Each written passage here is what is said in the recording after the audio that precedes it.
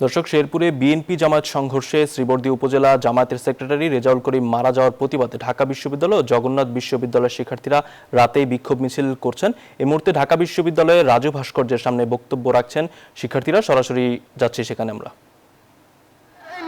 আচরণ, জুলাই শহীদদের প্রতি এই নির্লজ্জ অ্যাপ্রোচ, শহীদদের প্রতি এই বিশ্বাসঘাতকতার জবাব আমরা 12 তারিখ দেবো ইনশাআল্লাহ।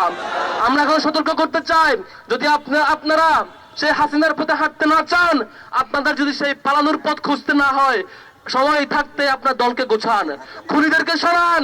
সেই 12 তারিখ যাতে জুলাই গণঅভ্যুত্থানের পক্ষে, হ্যাঁ ভোটের পক্ষে মতামত দেয়, সেই ক্যাম্পেইন আপনারা শুরু করুন।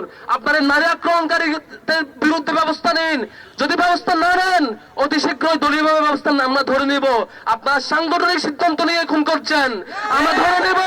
আপনারা সাংগঠনিক সিদ্ধান্ত নিয়ে সরাসরি আপনার কমান্ডার নারীদের উপর আক্রমণ চলছে। সুতরাং আমরা এই ডাকসু নয়, শুধু ডাকসু থেকে শুরু করে সারা বাংলাদেশের সকল শিক্ষার্থী আগামী 12 তারিখ আপনার এই খুন, আপনার এই নারীদের উপর আক্রমণ, আপনার এই মিডিয়া কন্ট্রোল করা, প্রশাসন কন্ট্রোল করা, ফেসিবাদ হয়ে যাওয়ার সক্রিয় প্রচেষ্টা, আমরা সকল পথ রুদ্ধ করে লাল কার্ড দেখাবো ইনশাআল্লাহ। শেষ করছি, সবাইকে সাধুবাদ। আসসালামু আলাইকুম ওয়া রাহমাতুল্লাহ।